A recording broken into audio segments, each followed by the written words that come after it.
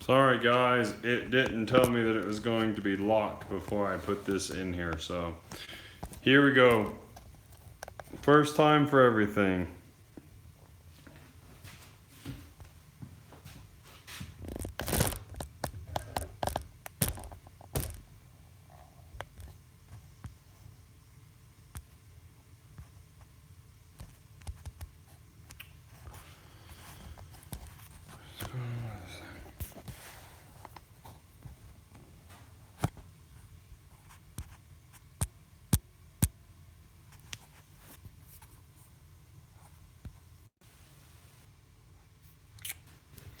Well guys, sorry about the first minute of it being this way. Didn't tell me that it was going to be stuck in this orientation, but that's fine.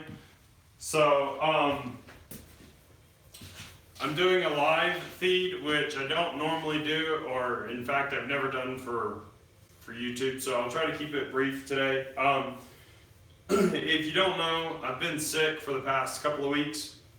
I got the flu, which was really not fun, and I've not been much in the shop. Plus, at the same time, I got a temporary part-time job because woodworking just hasn't been paying the bills that I need.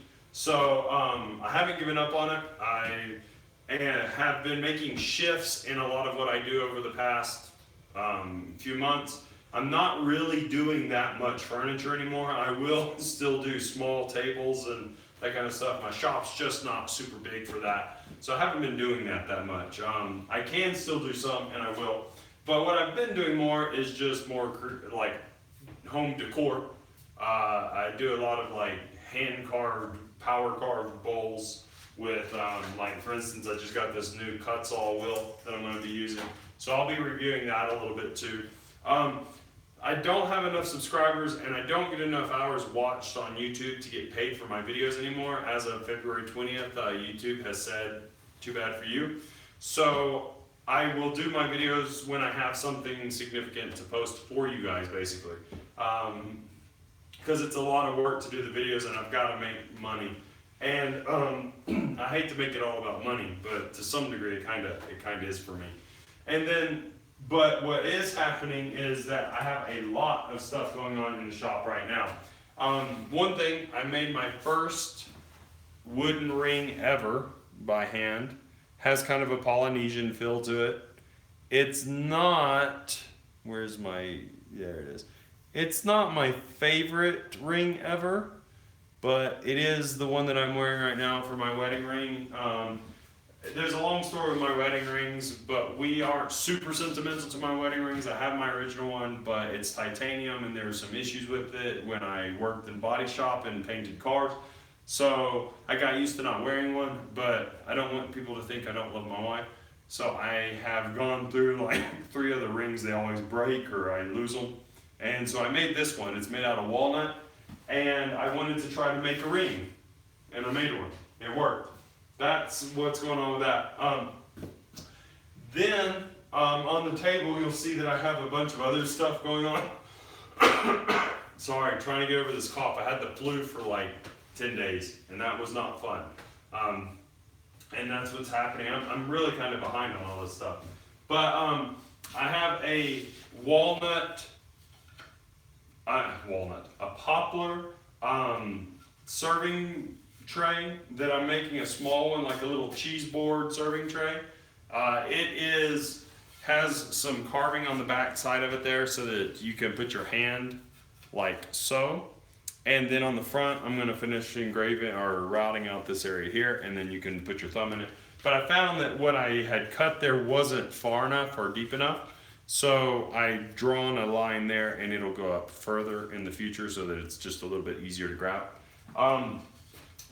These things that I make like this, just so you guys know, are not, I don't duplicate them ever in the sense that I don't have patterns made for them. I never do that. It's not my style. I don't think badly of people who do. I just don't do it. I'm a sculptor really. That's what I do. And so for me, this is the closest form of functional sculpture that I can do, making bowls and making trays and making trivets and that kind of stuff for people. So I don't like to use formed patterns because then it tends to be less organic in nature. And so that's why I do that. So if you're watching because of woodworking, you'll see that I do a lot of stuff hand carved, just like you saw when I did the video on my Instagram feed. If you're not following my Instagram feed, go check it out. It is @ERICS, Eric's without an apostrophe, _creative. And that's on Instagram, of course. And you'll see what I'm posting up over there. I show how I formed up a walnut custom cutting board for a friend that they're buying, and that's what I do with almost all of this stuff. This one here, I chose to use router bits on the edge, so it's a little bit more uniform and smooth than I'm accustomed to. It doesn't look bad, it's just not what I'm used to because I usually do all this stuff by hand with a sander or by hand sanding or with a rasp. And it's usually always smooth, but the curves, for instance, aren't as uniform because a router is going to follow whatever cut you have if you have a follow bit. And when you're doing it with a rasp and stuff, it changes as to what you're doing. So that's that. I have that one. I have this little key bowl that I'm making, or a ring bowl if you want to call it that, whatever. I found a box of sculptures. Now, these sculptures, I did the initial cutout and drawing like 8 or 10 years ago. And then I found the box, I had forgotten about them.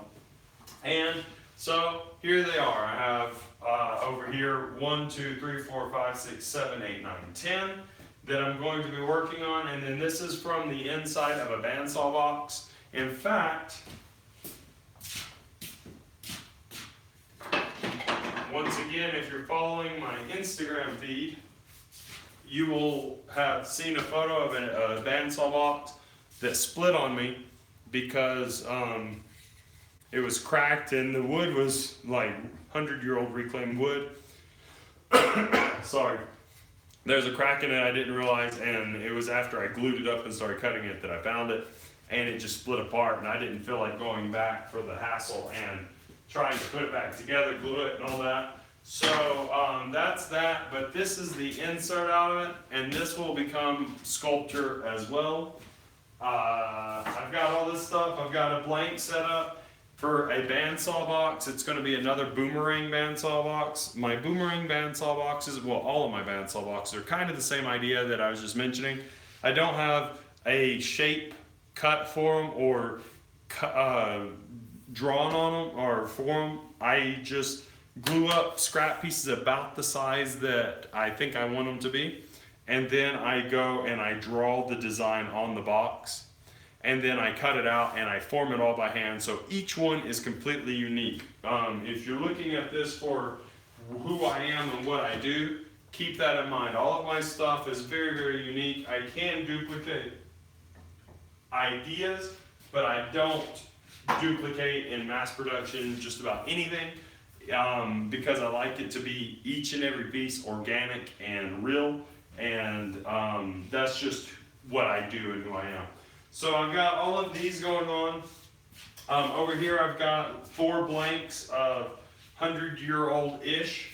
I was told they're somewhere between, well, I think these are actually like 60 to 80 years old. They are white pine out of an old barn. They're beams.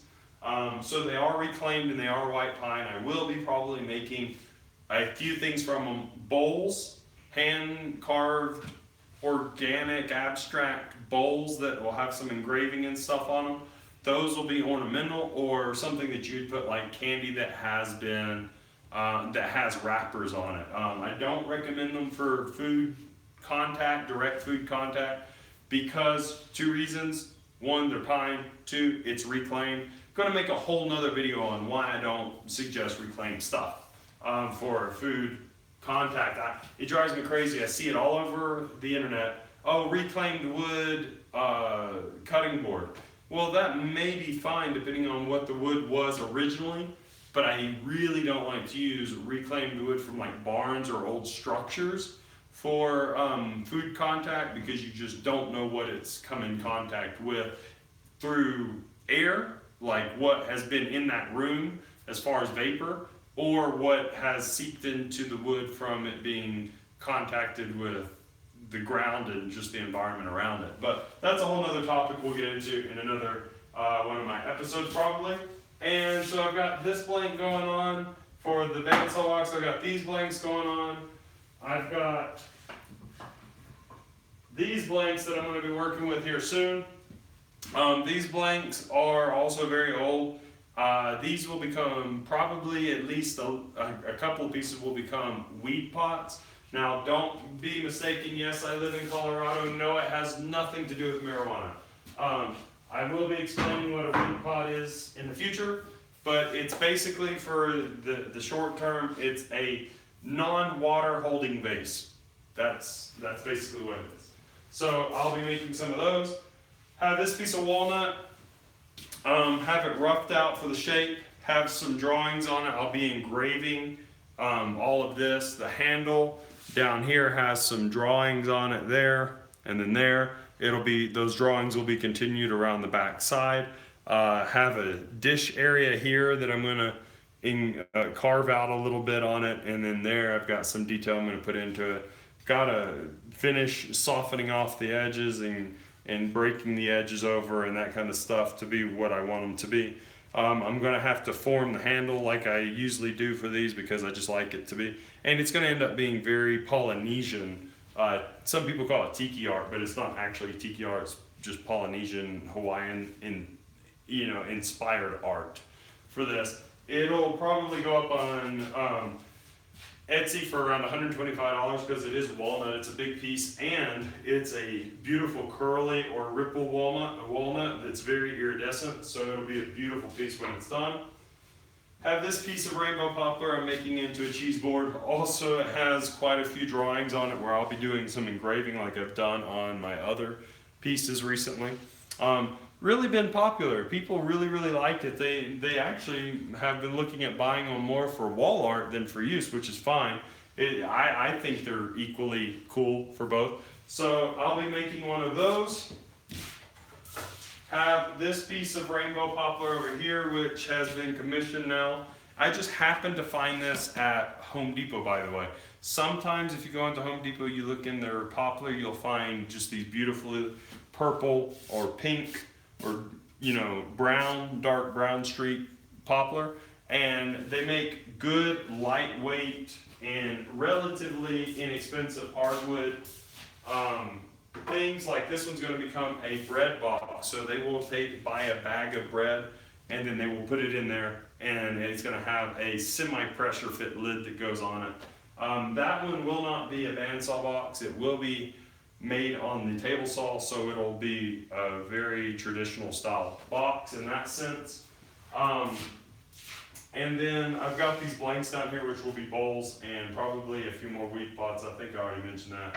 Then I've got this here, which is an old cutting board that my friend's wife was using for vegetables. She used it, and as you can see, it's been splitting and it's just in rough shape. So I convinced her to get rid of it. I made her one as a friend just for fun out of walnut. It's the one that I have on my Instagram feed that has the diamond shape with the checkered handle.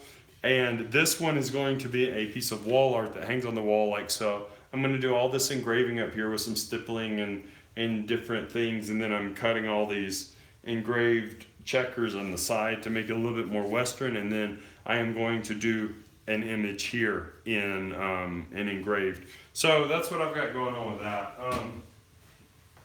That's been pretty cool. And even though I'll go over them more, I did want to mention briefly, I'm going to put in the description a link to my Amazon link for my affiliates. It is paid. These were not given to me. I bought these, so I'm not sponsored at all. But these are SPTA engraving bits for wood and non-ferrous metals. It came with 2 kits. Some are router bits, which these are the router bits here. and I haven't used them too terribly much. The router function of a Dremel style tool, rotary tool, not my favorite thing. I've half the bits out of this one laying around over here because I'm using them, but these engraving bits for wood at least have worked great. I've done quite a bit of routing in the past few weeks and they've worked wonderful. $20, can't beat it. So that's kind of what I got going on for you guys today. Please don't forget to check out my Instagram once again, at symbol Eric's without an apostrophe _ creative on Instagram. And then of course subscribe to the channel please, and I'll be doing more videos so that you guys can see what's going on and what I've got coming up in the future.